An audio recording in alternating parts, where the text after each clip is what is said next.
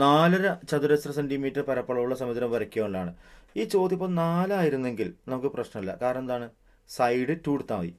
Side 2 എടുക്കുമ്പോൾ side 2 centimetre ആകുമ്പോൾ സ്വാഭാവികമായിട്ട് 4 ചതുരശ്ര സെൻറ്റിമീറ്റർ ആവും. പക്ഷെ ഇവിടെ 4.5 വന്നതുകൊണ്ട് നമുക്ക് എന്ത് ചെയ്യാൻ പറ്റില്ല, സൈഡ് അതിൻ്റെ സ്ക്വയർ റൂട്ട് വർഗ്ഗമൂലം എടുത്തുകൊണ്ട് നമ്മൾ കഴിഞ്ഞ പ്രാവശ്യം ചെയ്ത പോലെ നമുക്ക് വരയ്ക്കാൻ കഴിയില്ല. അപ്പോൾ ഇവിടെ നമ്മൾ ചെയ്യേണ്ടതെന്ന് വെച്ചാൽ പരപ്പളവ്, സമചതുരത്തിൻ്റെ പരപ്പളവിൻ്റെ സമവാക്യം എന്നുള്ളത് പഠിച്ചത് അര ഇൻറ്റു ഡി സ്ക്വയർ ആണ്. അര ഡി സ്ക്വയറിൻ്റെ വിലയാണ് ഏത്, 4.5. അപ്പോൾ ഡി സ്ക്വയറിൻ്റെ വില എന്ന് പറയുന്നത് സ്വാഭാവികമായിട്ട് എത്രയായിട്ട് മാറും, 9 ആയിട്ട് മാറും.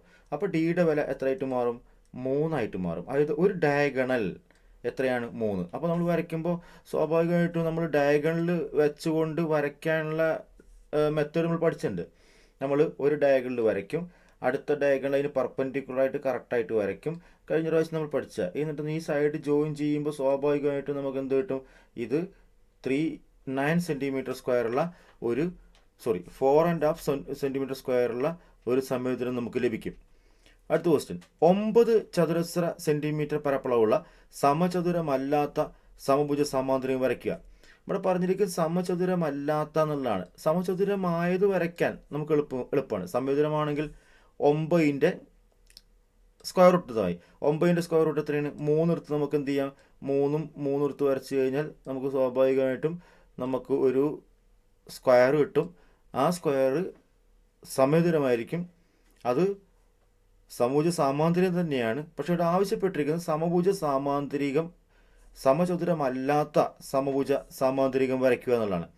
അപ്പോൾ അതിൻ്റെ പരപ്പളവിൻ്റെ സമവാക്യം half into D1 into D2 ഉണ്ട്. രണ്ട് ഡയഗണലിലും വ്യത്യാസമായിരിക്കും സമഭുജ സാമാന്തരികമാണെങ്കിൽ. അപ്പോൾ ഹാഫ് D1 D2 എന്ന് പറയുന്നത് എത്രയാണ്, 9 ആണ്. ഹാഫ് D1 D2 9 ആകുമ്പോൾ സ്വാഭാവികമായിട്ടും D1 D2ൻ്റെ വില എത്രയായിട്ട് മാറും, 18 ആയിട്ട് മാറും. അതായത് രണ്ട് ഡയഗണൽ തമ്മിൽ ഗുണിക്കുമ്പോൾ നമുക്ക് എന്ത് വേണം, 18 വേണം. ഗുണിക്കുമ്പോൾ 18 വേണം. അപ്പോൾ ഡയഗണലിൻ്റെ വാല്യൂസ് നമുക്ക് നോക്കാം. ഡയഗണൽ നമുക്ക് 3ഉം 6ഉം കൊടുക്കാം. അപ്പോൾ 3ഉം 6 ഗുണിക്കുമ്പോൾ 18 വരും. ഇനി വേറൊരു ഓപ്ഷൻ ഉണ്ട്, 2ഉം 9 കൊടുക്കുക. അപ്പോൾ 2ഉം 9 ഗുണിക്കുമ്പോൾ എന്ത് വരും, 18 വരും. വേറൊരു ഓപ്ഷൻ ഉണ്ട്, 18ഉം 1 കൊടുക്കുക. 18ഉം 1 ഗുണിക്കുമ്പോൾ എന്ത് വരും, 18 വരും. ഇത് മാത്രമല്ല, ഇത് കൗണ്ടിങ് നമ്പേഴ്സ് മാത്രമാണ്, എണ്ണൽ സംഖ്യകൾ മാത്രമാണ് പരിഗണിച്ച്. അല്ലാതെ നമുക്ക് എന്ത് ചെയ്യാൻ പറ്റും, ഡെസിമൽ ഫ്രാക്ഷൻ വെച്ചുകൊണ്ട് നമുക്ക് ചെയ്യാൻ പറ്റും. അപ്പോൾ ഇതിലേതും നമുക്ക് തൽക്കാലം ഇപ്പോൾ വരയ്ക്കാം. അപ്പോൾ ഇതെങ്ങനെ വരയ്ക്കുക എന്നുള്ളത് നമ്മൾ മുമ്പ് പഠിച്ചതാണ്. ഈ 3ഉം 6ഉം ഡയഗണൽ വെച്ച് വരയ്ക്കണമെങ്കിൽ എന്ത് ചെയ്യുക, ആദ്യം 3ൻ്റെ ഡയഗണൽ വരയ്ക്കുക, പിന്നെ എന്ത് ചെയ്യുക, 6ൻ്റെ ഡയഗണൽ വരയ്ക്കുക പെർപെൻഡിക്കുലറായിട്ട്. അത് ജോയിൻ ചെയ്ത് കഴിഞ്ഞാൽ സ്വാഭാവികമായിട്ടും നമുക്ക് കിട്ടുന്നത് സമഭുജ സമാന്തരികമായിരിക്കും. അതിൻ്റെ പരപ്പളവ് എന്ന് പറയുന്നത് എത്രയായിരിക്കും, 9 ചതുരശ്ര സെൻറ്റിമീറ്റർ ആയിരിക്കും. 2ഉം 9ഉം വരയ്ക്കണമെങ്കിലോ ആദ്യം നമ്മൾ എന്ത് ചെയ്യുക, ഒരു 2ൽ ഒന്ന് വരയ്ക്കുക, 2 സെൻറ്റിമീറ്ററിൽ വരയ്ക്കുക. പിന്നെ അടുത്ത ഡയഗണൽ എന്ത് വരയ്ക്കുക, 9ൽ വരയ്ക്കുക. 9ൽ വരച്ചതിന് ശേഷം നമ്മൾ എന്ത് ചെയ്യുക, അത് ജോയിൻ ചെയ്യുക. അപ്പോൾ അത് ജോയിൻ ചെയ്യുമ്പോൾ കിട്ടുന്നത് സമഭുജ സമാന്തരികമായിരിക്കും. പരപ്പളവ് എത്രയായിരിക്കും, 9 ആയിരിക്കും. പിന്നെ 18ഉം 1ഉം വെച്ചുകൊണ്ട് നമുക്ക് വീണ്ടും വരയ്ക്കാൻ പറ്റും.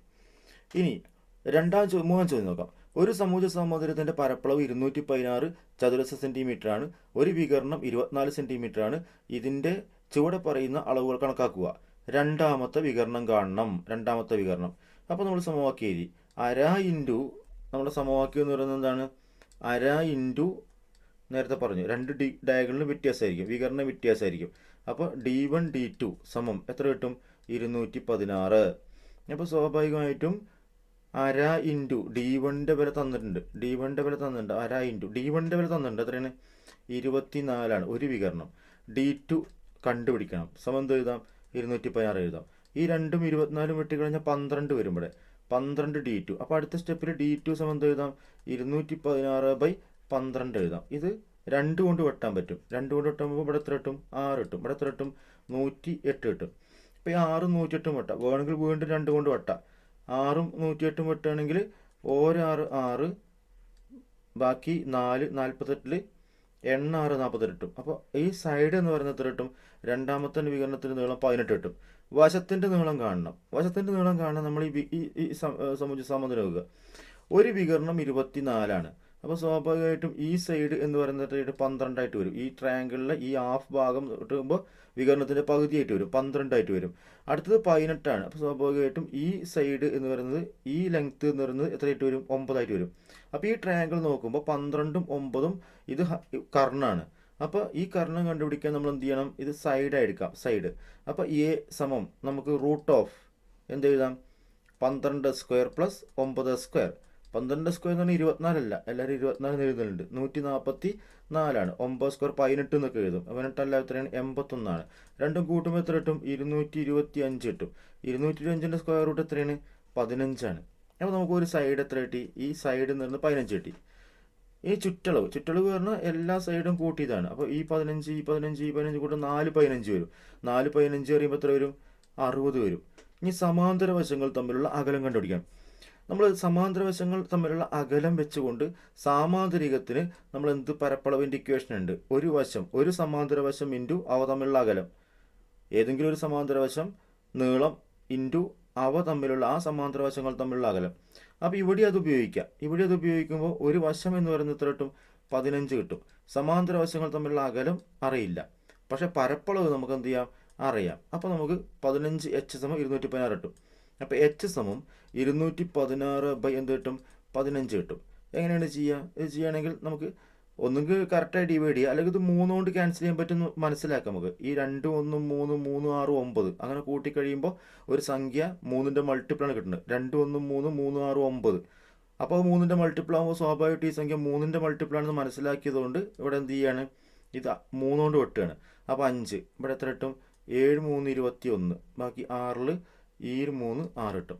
അപ്പം നമുക്ക് കിട്ടിയത് 72 എത്രയാണ്, 5 ആണ്. 72/5 വേണമെങ്കിൽ അങ്ങനെ തന്നെ ആയിരിക്കാം, അല്ലെങ്കിൽ ഇത് ഡബിൾ ആക്കിയാൽ പെട്ടെന്ന് ആൻസർ കിട്ടും.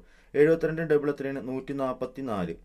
5ന് ഡബിൾ എത്രയാണ്, 10. അപ്പോൾ 5നെ ഡബിൾ ആക്കുമ്പോൾ 10 കൊണ്ട് പെട്ടെന്ന് ഹരിക്കാൻ പറ്റുകൊണ്ടാണ് നമ്മളിങ്ങനെ ചെയ്യുന്നത്. ഇങ്ങനെ ചെയ്യുമ്പോൾ 144/10 പറയുമ്പോൾ അതിൻ്റെ ആൻസർ എത്രയാണ്, 14.4 സെൻറ്റിമീറ്റർ എന്ന് ആൻസർ കിട്ടും.